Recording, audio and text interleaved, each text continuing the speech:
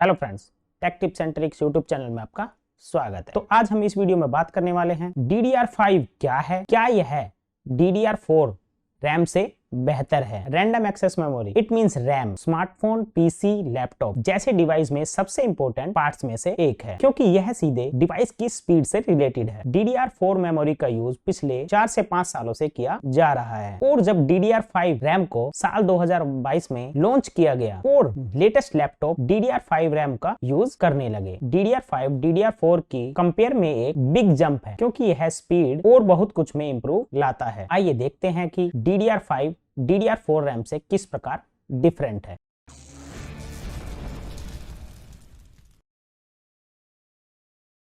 तो जैसा कि आप कंप्यूटर स्क्रीन पर देख पा रहे होंगे, तो हम सबसे पहले देख लेते हैं कि DDR5 रैम क्या है। DDR5 SD रैम को double data rate 5 synchronous dynamic random access memory भी कहा जाता है। यह एक सिंक्रोनिक्स डायनेमिक रैम है जो लो पावर कंज्यूम करती है और बैंडविड्थ को दुगना कर देती है। यह एक न्यू डिसीजन फीडबैक इक्वलाइजर के साथ आती है जो हाई बैंडविड्थ और परफॉर्मेंस में सुधार के लिए input output speed enable scalability बनाता है। इस रैम में लेटेंसी अप्रोक्स DDR4 के समान है। यह dual inline memory module capacity को 64 GB से 256 GB तक बढ़ाती है और DDR4 की डिफरेंट में हाई फ्रीक्वेंसी देती है। जैसे कि आप कंप्यूटर स्क्रीन पर देख पा रहे होंगे, यह क्या है, एक डेस्कटॉप रैम। आपको DDR5 रैम कुछ इस प्रकार की दिखाई देने वाली है।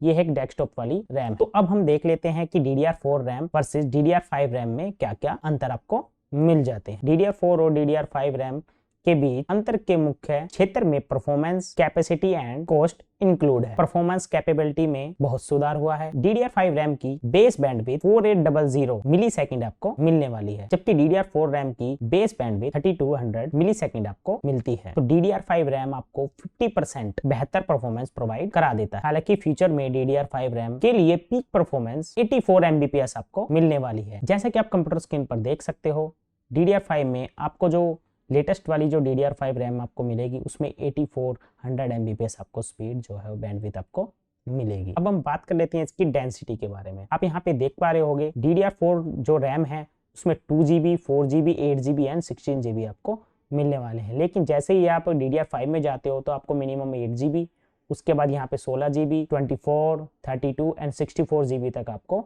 लास्ट आपको इसकी जो डेंसिटी होगी वो मिल जाएगी। अब यहाँ पे बात कर लेते हैं ऑन डाई ECC के बारे में, जो कि DDR4 में आपको नहीं मिलती थी, लेकिन अब यहाँ पे आपको DDR5 में मिलने वाली है। अब बात कर लेते हैं इनकी बैंक के बारे में।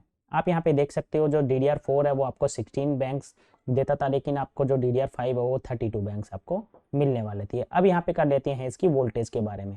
आप ये यहाँ पे देख सकते हो DDR4 जो रैम होती थी वो क्या करती थी, पावर एफिशिएंसी थोड़ी कम थी, तो यहाँ पे 1.2 वोल्ट जो होती थी वो लेती थी। और यहाँ पे VPP जो यहाँ पे भी देख सकते हो आप, इसकी जो 2.5 वोल्टेज यहाँ पे लेती थी। लेकिन यहाँ पे DDR5 रैम जो होगी पावर एफिशिएंसी होती है तो 1.1 वोल्टेज ही यहाँ पे आपको लेने वाली है, और आपको VPP वाली जो पावर होती है वो यहाँ पे 1.8 आपको लेने वाली है। अब इन दोनों रैम के डिफरेंस को देखने के बाद नेक्स्ट क्वेश्चन जो बनता है वो ये है कि क्या आपको तुरंत DDR5 में अपग्रेड करना चाहिए। DDR5 रैम अभी प्रेजेंट में ही लॉन्च हुई है। अभी DDR5 रैम में डिस्प्ले में इंप्रूव होना बाकी है, और उसके साथ ही उसकी कॉस्ट भी जो होगी धीरे धीरे करके कम हो जाएगी। DDR5 में अपग्रेड करने का मतलब है कंप्लीट CPU और मदरबोर्ड को चेंज करना। अभी DDR5 रैम के लिए जाना एक अच्छा ऑप्शन नहीं होगा, क्योंकि प्रेजेंट में केवल Intel 12 जनरेशन के चिपसेट और Z690 मदरबोर्ड ही इस टेक्नोलॉजी को सपोर्ट